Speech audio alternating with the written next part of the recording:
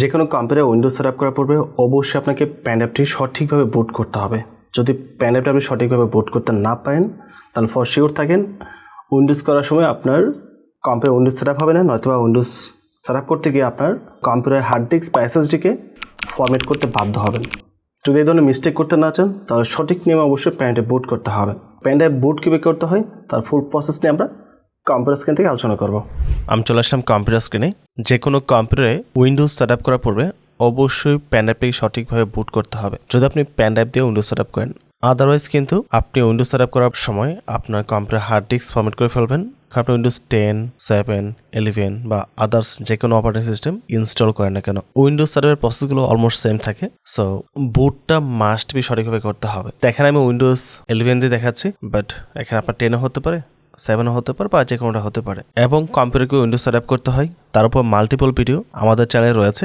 আপনি যে Windows set up করতে চান ওইটার ভিডিও আমাদের চ্যানেলে পেয়ে যাবেন, জাস্ট ভিজিট করে দেখতে হবে। তো প্রথমে একটা ব্রাউজার ওপেন করবেন, ব্রাউজারে এসে মাইক্রোসফট সফটওয়্যার ডাউনলোড লিখে সার্চ করতে হবে।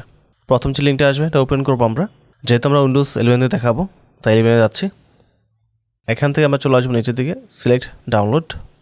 এখানে আমরা উইন্ডোজ 11 সিলেক্ট করবো, দেন কনফার্মে ক্লিক করবো। তারপর এখান থেকে চৌজে ক্লিক করবো, আমরা ল্যাঙ্গুয়েজ সিলেক্ট করতে হবে, আমরা ইউএস দেব।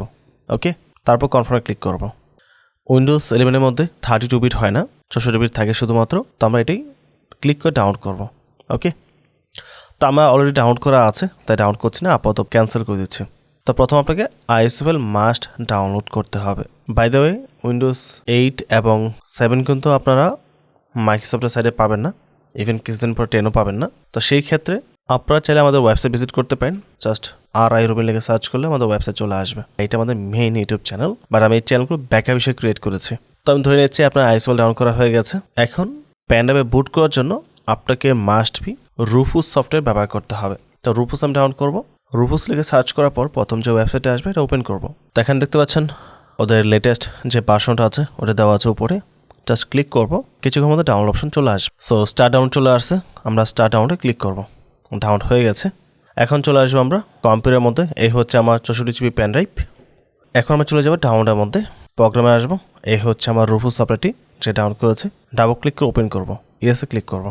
এখন আপনাকে উইন্ডোজ 11-এর যে আইএস ফাইলটি আছে সেটা সিলেক্ট করতে হবে।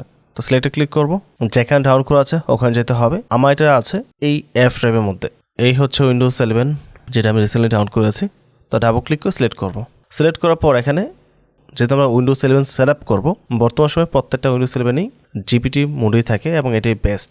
যদি পুরাতন কম্পিউটার হয়ে থাকে সেক্ষেত্রে এমবিআর থাকতে পারে in case.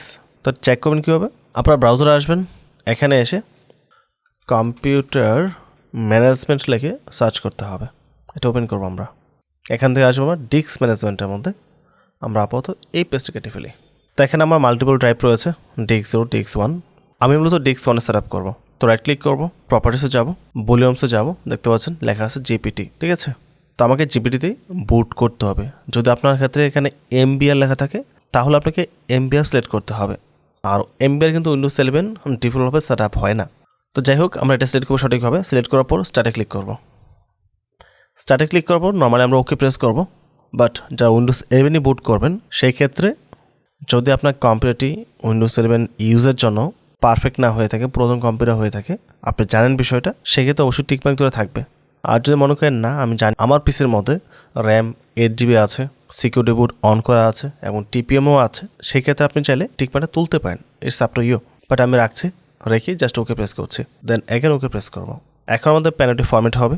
By the way যদি আপনার প্যান ড্রাইভে কোনো ডাটা থাকে তাহলে সেটা অবশ্যই কপি করে বা কাট করে অন্যকে ড্রাইভে নিয়ে রেখে দেবেন, কারণ প্যান ড্রাইভ বুটেবলের সময় প্রথম ফরম্যাট হয়, তারপর প্যান ড্রাইভটি বুট হয়। তো সম্পূর্ণ বুট হতে একটু সময় লাগবে, আপনাকে 5 থেকে 10 মিনিট ওয়েট করতে হবে। যখন এখানে রেডি লেখা চলে আসবে তাহলে বুঝতে পারবেন আপনার প্যান ড্রাইভটি রেডি হয়ে গেছে।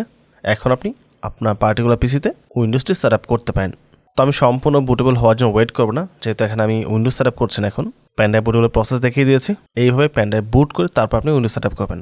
আর যদি উইন্ডোজ সার্ভারের যাবতীয় বিষয় জানতে চান তাহলে কমেন্ট করে জানাতে পারেন, বা হয়তো অলরেডি ভিডিও চলে আসছে। সো ওভারঅল সব কিছু মিলিয়ে যদি ভিডিও ভালো লাগে চ্যানেলে সাবস্ক্রাইব করে পাশে থাকবেন এবং ভিডিওটিতে লাইক এবং কমেন্ট করতে ভুলবেন না। পরবর্তী টপিক আবার কথা হবে। আসসালামু আলাইকুম।